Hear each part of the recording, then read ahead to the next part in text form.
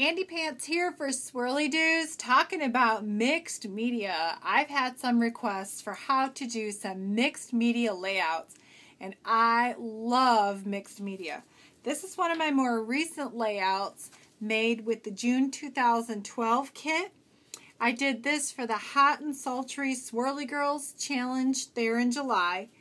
And what I'm going to be showing you today is how to create this background here using sprays and paints and glazes and mists, and oh my, there's a whole lot going on. So the page is going to be a little bit different. We're going to be using some different papers and different colors and things, but it's still going to be this general idea of how to do this super yummy masking technique, the colors, the layers, and just kind of get that look. So sit back and relax and enjoy the process. So to get started on a mixed media background, what you're going to want to do is you're going to want to remember that you need as many layers as possible. And I started here with a Lindy Stamp Gang Moonshadow Mist in Landlubber Green. And I just misted on a Prima stencil there just to kind of get another layer to my background. And then I went ahead and I used this larger Prima background. And we're going to go ahead and do modeling paste on this.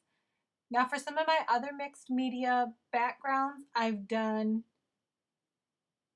a larger sprayed background. You can do it however you want. This is just how I chose to do it. I was trying to get it somewhat similar to that Doctor Who page that I had shown in the beginning of this video. So for this part, we're taking the flexible modeling paste and we're just inputting, just smearing it on in random parts. Again, I'm still trying to keep it somewhat similar to that other page to kind of give you an idea. And make sure that you dry your layers in between very well, because if they're not dry, you could run the risk of them bleeding in together, things not soaking up right, that sort of thing. So I used the Heidi Swap Color Shine in the chartreuse color. It came in our May Swirly Doos kit. And once that was dry, I'm now taking these leftover pieces. They're just leftover cutout pieces. You can see the center of that doily didn't cut very well, but I always save stuff like that, and it works really great in this mixed media because a majority of that doily is going to be covered by the time everything is said and done. So I'm just using some matte medium to adhere it. Matte medium, also known as Mod Podge. Mod Podge is a type of matte medium. This particular brand of matte medium is not very sticky at all. It gets stickier as it dries. So you have a lot of time to be able to move your stuff around on the page. And I kind of like that, but at the same time, like you can see with the key, when I want it to stick down, I'm kind of having a hard time there. And the other part about this matte medium is because it's water-based, just like the Color Shine spray is water-based, you can see underneath the doily where it kind of wiped away some of the Color Shine color. And that just kind of gives a variegated effect to the whole color scheme. Now I'm taking some gesso, and I'm just going to use gesso in order to make all of my stuff blend together and look like one piece. So I'm just going to cover everything with the gesso. I want the yellow covered on those pieces. You can actually cover them with gesso if you would like beforehand. Use your imagination. You don't have to do a mixed media background just like this, and you don't have to do it like this every time. This is just one method that I'm showing you how to do it. And then I'm taking the same Color Shine mist and spritzing it there on the gesso. It kind of came out gloppy. It wasn't a real fine mist, so I'm using a paintbrush to just spread it around and get it more concentrated where I would like. And now I'm taking green patina perfect pearls, and I'm making a paint out of them. And you just add water. It's the newer version of perfect pearls, I mean within the last few years, so the gum arabic is already included in there, the binder, so you don't have to add separate binder. All you do is add water and it makes a really nice shiny paint. And I'm using a water brush to just apply it. just because the water inside the brush helps me to control it. But you can use a regular brush and it does just fine.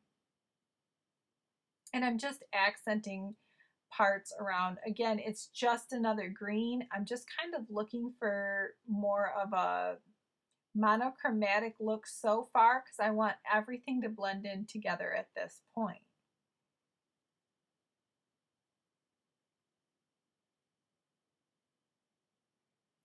And so since I had some left over, I decided that I was going to do a multi-layered masking technique.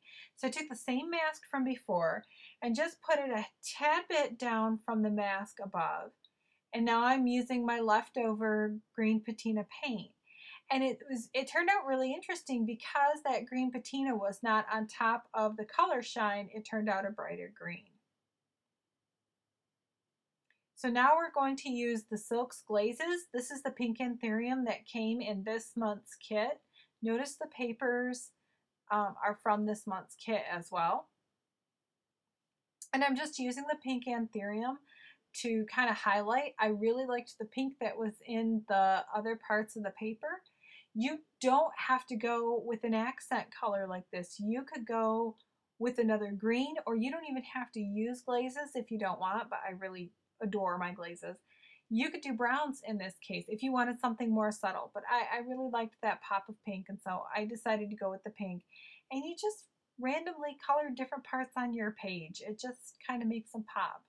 On the Doctor Who page that I did for the Hot and Sultry Swirly Girls Challenge for 2013, I used a blue to kind of pull out the blue from his suit in the picture. And I liked the way that the blue looked.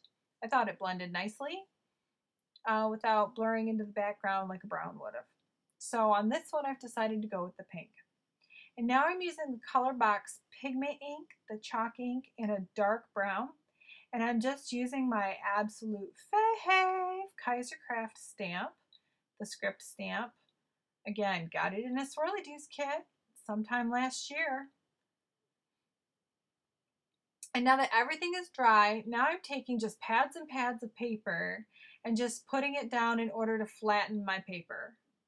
And I only did it for about 20 minutes to a half an hour. And it ends up nice and flat, and you can see here how the stamping shows up on top of the pink and just kind of blends in. Now my lighting changed because I'm doing this one at night, so I do apologize for the lighting change. And I'm taking some Inca Gold that I received in last month's Swirly Doos kit. And I'm just using the Inca Gold to highlight and to accent. If you don't have Inca Gold, you can use Rub and Buff. Rub and Buff can be found at Michael's and Hobby Lobby and that sort of thing. I don't quite know where to get the Inca Gold. Chrissy might actually have some in the store, so check out swirlydoos.com for some Inca Gold. But I'm using it to highlight all the different parts and some of the edges. I really like the way that it highlights some of the imperfections and the folds on my masking.